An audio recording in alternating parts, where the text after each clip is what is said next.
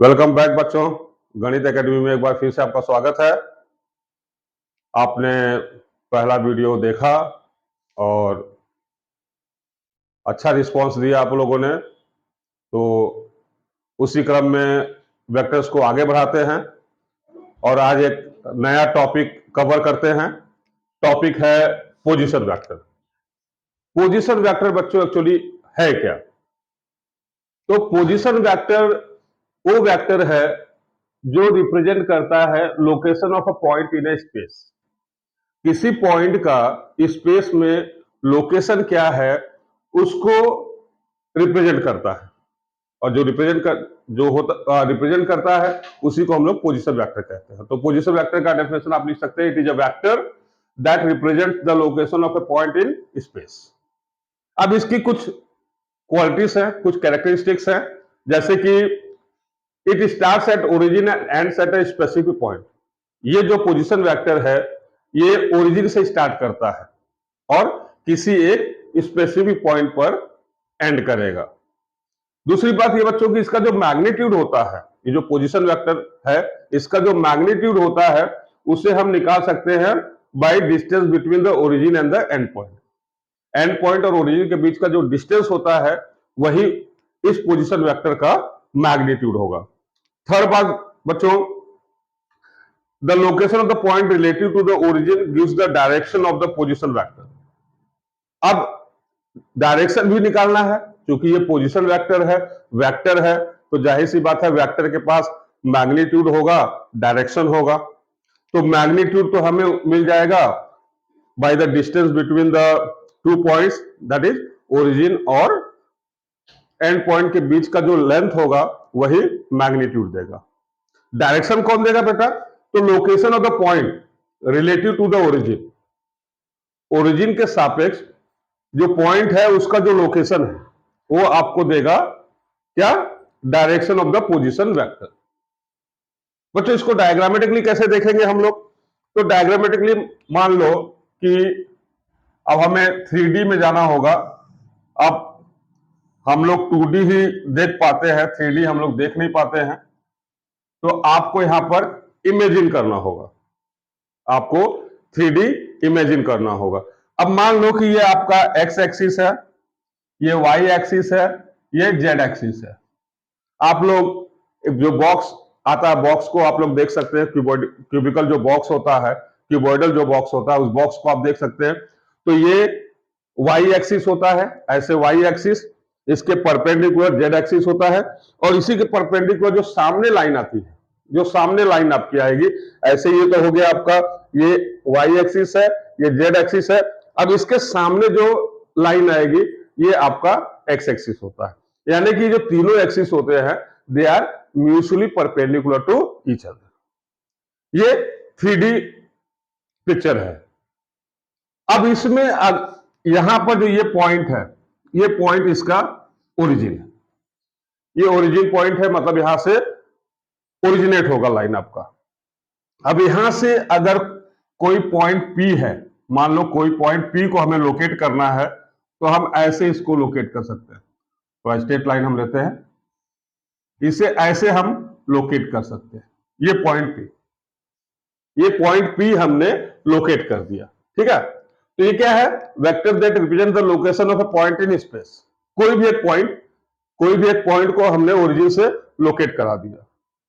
अब इसका जो कोऑर्डिनेट होगा बच्चों, तो जाहिर सी बात है आपने 2 डायमेंशनल सिस्टम में पढ़ा था, उसी तरह से इसका भी कोऑर्डिनेट एक्स वाई जेड होगा। अब ये कह रहा है, अब जो ये था हमारा, जो हमारा पोजीशन वेक्टर होगा ओरिजिन से स्टार्ट करेगा और किसी स्पेसिफिक पॉइंट पे एंड करेगा। तो देखिए ये हमारा ओरिजिन से स्टार्ट कर रहा है, ये हमारा ओरिजिन से स्टार्ट कर रहा है और किसी पॉइंट P, अब ये P यहां पे स्पेसिफिक पॉइंट है, किसी पॉइंट P पर ये एंड कर रहा है। दूसरी चीज बच्चों, जो इसका मैग्नीट्यूड है, मैग्नीट्यूड क्या होगा? अगर हमें मैग्नीट्यूड निकालना है तो हमें मैग्नीट्यूड ऑफ OP जो होगा, magnitude of OP vector will be given by modulus of OP vector, ये दे देगा मैग्नीट्यूड। एंड थर्डली जो था कि डायरेक्शन की बात। तो डायरेक्शन क्या है? ये डायरेक्शन हमने ये एरो से इंडिकेट कर दिया है कि ये इसका डायरेक्शन है। वही चीज ये कह रहा है, the location of the point, location of the point relative to the origin, relative to the origin gives the direction of the position vector। तो जो मैग्नीट्यूड के बारे में एक चीज और है कि मैग्नीट्यूड अगर निकालना है तो मैग्नीट्यूड, अब चूंकि इसका एक्स वाई जेड एक्सिस है, आपने क्लास 11th के 3D में पढ़ा था कि डिस्टेंस बिटवीन टू पॉइंट्स, वही तो मैग्नीट्यूड होगा, वही ना मॉडुलस होगा। तो डिस्टेंस बिटवीन टू पॉइंट्स, एक पॉइंट एक्स वाई जेड है, दूसरा पॉइंट 0 0 0 ओरिजिन है, तो इसका जो होगा magnitude that will be X square plus Y square plus Z square. ये अब बच्चों इसकी एक खासियत और भी है कि हम अलग अलग पॉइंट्स ले तो हम डायरेक्शन इसका चेंज कर सकते हैं। जैसे ये यहां पर ओपी है, अगर मैंने कोई पॉइंट यहां पर मान लो ए ले लिया तो इसका ये डायरेक्शन देखिए चेंज हो गया। अब डायरेक्शन इसका इधर हो, यहां पर हो गया। अगर कोई पॉइंट मैंने बी लिया तो ये डायरेक्शन ऐसे हो जाएगा। तो हम डायरेक्शन भी चेंज कर सकते हैं, डायरेक्शन भी यहां पे चेंज किया जा सकता है। ऐसे ही हम इसके मैग्नीट्यूड को भी चेंज कर सकते हैं। स्पेसिफिक पॉइंट यहां ना लेके और थोड़ा आगे ले लिया तो ये हम यहां पर फ्रीली कर सकते हैं। ये प्योरली मैथमेटिकल कॉन्सेप्ट है। तो ये तो बच्चों बात हुआ पोजीशन वेक्टर का।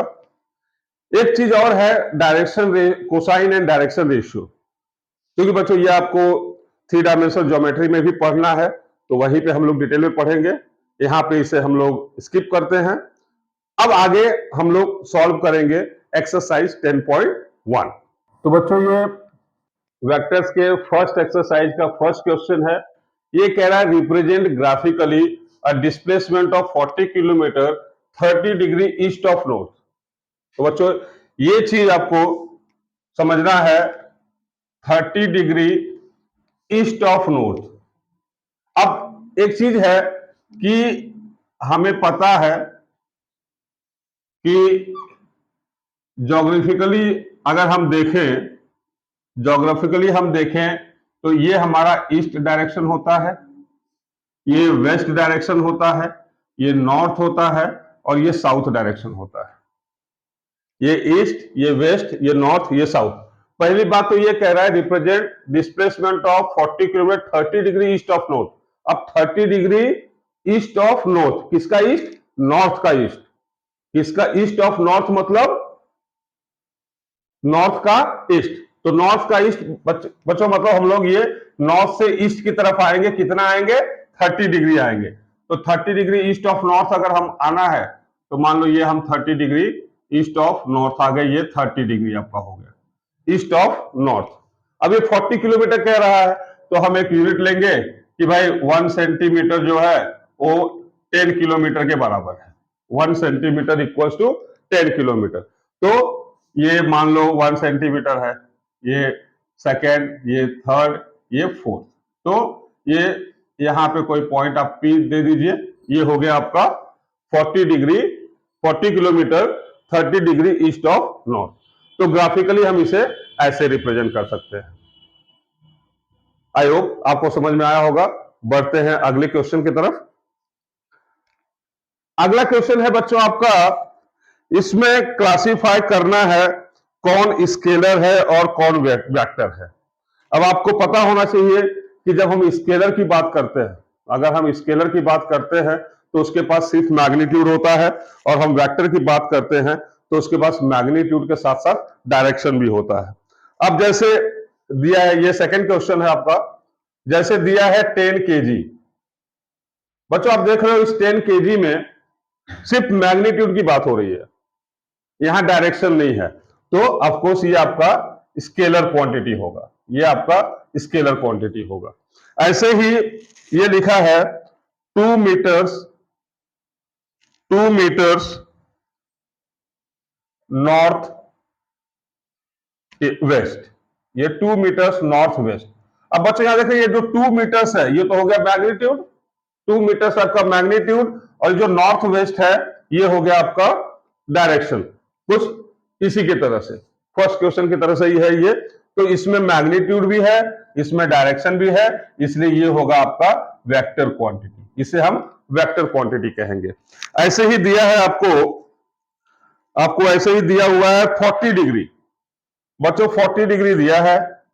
अब 40 डिग्री आप अगर ड्रॉ करोगे, डायरेक्शन तो आपको मिलेगा 40 डिग्री का दिया तो डायरेक्शन तो मिलेगा, बट मैग्नीट्यूड मिसिंग है। यहां पे मैग्नीट्यूड या 40 डिग्री को आप सीधे सीधे मैग्नीट्यूड मान सकते हो। तो आप कहोगे ये भी आपका स्केलर क्वांटिटी है, ये जो 40 डिग्री है ये भी आपका स्केलर क्वांटिटी है।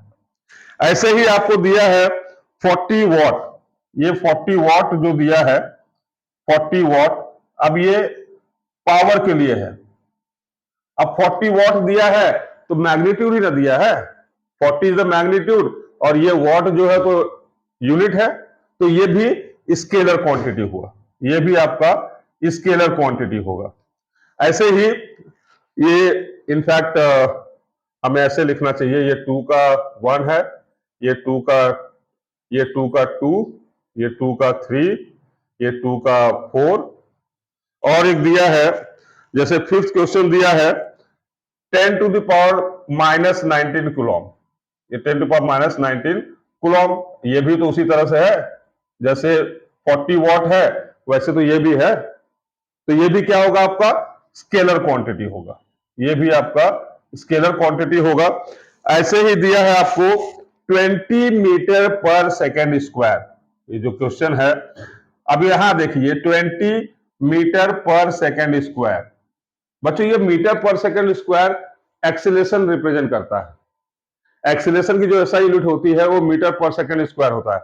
मतलब ये आपको जो दिया है ये एक्सीलरेशन दिया हुआ है, और आपको पता है एक्सीलरेशन जो होता है change in velocity upon time होता है, और एक्सीलरेशन इसलिए वेक्टर क्वांटिटी होती है। तो ये जो 20 मीटर पर सेकेंड स्क्वायर है बच्चों ये वेक्टर क्वांटिटी होगा, ये आपका वेक्टर क्वांटिटी होगा। तो ऐसे आप बता सकते हैं अगर खाली मैग्नीट्यूड है तो स्केलर क्वांटिटी, मैग्नीट्यूड के साथ अगर डायरेक्शन है तो आपका हो जाएगा वेक्टर क्वांटिटी। थर्ड क्वेश्चन में भी इसने ऐसे ही पूछा है कि classify following as scalars and vector quantities, scalar and vector quantities.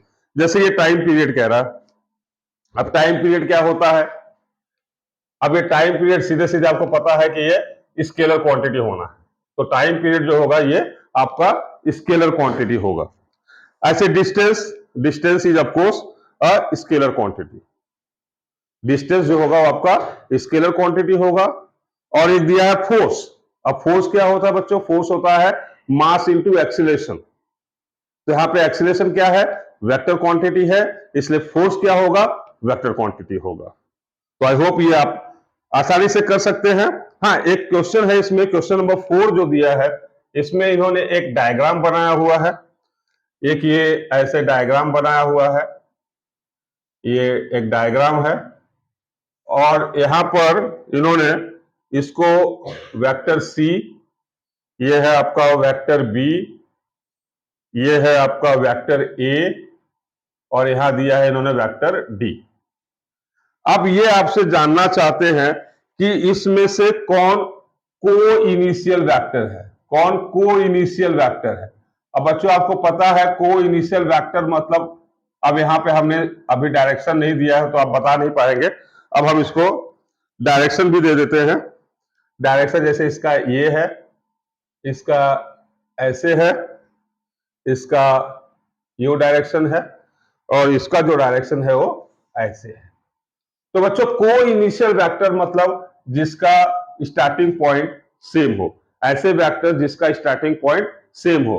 तो आप देख रहे हो यहां पर इसी पॉइंट से, अगर इस पॉइंट को मैं अगर मान लो नाम दे दूं, अगर मैं नाम ही दे दूं इसको, तो आप देखोगे कि ये जो वेक्टर डी है इसका भी इनिशियल पॉइंट डी है, और जो वेक्टर ए है वो भी डी से ही आ रहा है। तो आप को इनिशियल वेक्टर में लिखोगे vector A and vector D, vector A और वेक्टर बी जो है आपका को इनिशियल वेक्टर है। ऐसे ही इन्होंने पूछा है कि इसमें से कौन इक्वल वेक्टर्स है, इक्वल वेक्टर्स। आप याद करिए इक्वल वेक्टर्स का डेफिनेशन क्या था कि टू वेक्टर्स जिनका डायरेक्शन सेम हो, मैग्नीट्यूड कुछ भी हो सकता है। तो आप यहां पे देखेंगे डी का और बी का, देखिए डायरेक्शन सेम है, जबकि ए और सी का डायरेक्शन डिफरेंट है। तो यहां पर इक्वल वेक्टर्स हो जाएंगे आपके vector D and vector B. Vector D and vector B जो होगा ये आपका इक्वल वेक्टर्स होगा, ठीक है। और फिर ये पूछ रहे हैं कि ऐसा वेक्टर जो कोलिनियर तो है लेकिन इक्वल नहीं है, collinear collinear but not equal, not equal. तो बच्चों कोलिनियर मतलब क्या होता है? वेक्टर्स विच आर पैरेलल, ऐसे वेक्टर्स जो एक दूसरे को पैरेलल हो। अब नॉट इक्वल मतलब उनका डायरेक्शन अलग हो। तो आप देखोगे कि ये वेक्टर ए और वेक्टर सी ये तो पैरेलल है, ठीक है, लेकिन इनका डायरेक्शन जो है वो अपोजिट है। तो ये हम लोग कहेंगे they are collinear but not equal. इसको नहीं कह सकते बेटा, ये तो कोलिनियर बट कोलिनियर है, दोनों का डायरेक्शन सेम है, तो नॉट इक्वल नहीं हो सकते। कोलिनियर भी हो, नॉट इक्वल भी हो, मतलब कि दो वेक्टर्स पैरेलल भी हो और उनके डायरेक्शन भी सेम ना हो। तो ऐसा सिर्फ ए और सी में पॉसिबल है। तो vector A and vector C ऐसे दो वेक्टर्स हैं जो कोलिनियर तो हैं लेकिन इक्वल नहीं। अब यहां पे एक क्वेश्चन है जो ट्रू फॉल्स टाइप का क्वेश्चन है। ट्रू फॉल्स टाइप का क्वेश्चन भी हम लोग देख लेते हैं। जो है इसमें पहला दिया है कि क्या वेक्टर ए और minus of vector A collinear हो सकते हैं? वेक्टर ए और minus of vector A collinear होगा, तो जाहिर सी बात है डायरेक्शन अपोजिट है। कोलिनियर मतलब वेक्टर शुड बी पैरेलल, तो पैरेलल तो है ही है, एक डायरेक्शन में जा रहा है, दूसरा अपोजिट डायरेक्शन में जा रहा है, तो आप इसको कहेंगे ये ट्रू है, ये ट्रू है। वेक्टर ए और minus of vector A are collinear, ये ट्रू होगा। दूसरा क्वेश्चन ये पूछ रहे हैं कि two collinear vectors, two collinear vectors, ये टू कोलिनियर वेक्टर्स और are always equal in magnitude, are always equal in magnitude. तो बेटा हमने कोलिनियर वेक्टर का पढ़ा था कि कोलिनियर वेक्टर्स कौन होते हैं? वो vectors which are parallel to each other and magnitude का उन पर कोई फर्क नहीं पड़ता, मतलब मैग्नीट्यूड इक्वल भी हो सकता है, नॉट इक्वल भी हो सकता है। यहां पे इन्होंने वर्ड क्या लिखा है? Are always equal, are always equal, जबकि होता क्या है? मे और मे नॉट बी इक्वल। अगर ये होता मे और मे नॉट बी इक्वल तो हम ट्रू कहते हैं, लेकिन ये कह रहे हैं कि ऑलवेज इक्वल, तो ये फॉल्स है, तो इसको हम लोग लिखेंगे फॉल्स। ये स्टेटमेंट फॉल्स स्टेटमेंट है। अगला जो है two vectors having same magnitude are collinear, two vectors having same magnitude are collinear. अब ये तो सेकंड वाले की तरह ही हो गया, वहां पे कहा था और ऑलवेज इक्वल, तो अब ये है कि दो वेक्टर अगर वेक्टर ए और वेक्टर बी है तो ये कोलिनियर होने का मतलब क्या होता है कि vector A should be parallel to vector B, vector A vector B parallel होना चाहिए, इक्वल नहीं। Vector A should not be equal to vector B, तो इसलिए हमने इसको फॉल्स लिखा था। अब यहां पे क्या है? Two vectors having same magnitude are collinear. क्या ये वो है कि दो वेक्टर जो कि जिनका मैग्नीट्यूड सेम हो, जिनका मैग्नीट्यूड सेम हो, कोलिनियर हो सकता है? नहीं हो सकता है, तो ये हम कहेंगे फॉल्स है, ये फॉल्स है, ठीक है। ऐसे ही एक और है, two collinear vectors having the same magnitude are equal. Two collinear vectors, ये यहां पे two collinear vectors having same magnitude are equal। यहां पे ये कह रहे हैं कि अगर दो वेक्टर्स हैं, अब ऊपर इन्होंने कहा कि two vectors having same magnitude are collinear. इन्होंने यहां पे ये कहा कि दो वेक्टर जिनका मैग्नीट्यूड सेम है तो क्या वो कोलिनियर हो सकते हैं, तो हमने कहा नहीं हो सकता है, ये फॉल्स है। अब ये पूछ रहे हैं कि दो कोलिनियर वेक्टर जिसका मैग्नीट्यूड सेम है, क्या ओ इक्वल हो सकता है, तो ये भी नहीं हो सकता है। अगर दो कोलिनियर वेक्टर्स है, अब वेक्टर एक ये है हमारे पास और ये वेक्टर ये है हमारे पास, अब देखो ये वेक्टर ए है और ये वेक्टर बी है। अब बच्चों आप डायरेक्शन देख रहे हो, दोनों का डायरेक्शन मैग्नीट्यूड तो सेम है, मान लो magnitude of vector A is equal to magnitude of vector B, but इनका डायरेक्शन तो अलग है, इसलिए two collinear vectors having same magnitude are equal false होता है। तो ये भी हमारा जो होगा वो फॉल्स होगा। तो बच्चों ये है आपका फर्स्ट एक्सरसाइज वेक्टर्स का। आई होप आपको ये एक्सरसाइज पूरा बेसिक था, आपको ये समझ में आया होगा। हम आज के वीडियो में इतना ही करते हैं, आगे हम लोग पढ़ेंगे एडिशन ऑफ वेक्टर्स जिसमें ट्रायंगल लॉ होगा, पैरेललोग्राम लॉ होगा और कंपोनेंट्स वेक्टर्स होगा। टिल देन आप पढ़ते रहिए, मिलते हैं नेक्स्ट वीडियो में। Thank you.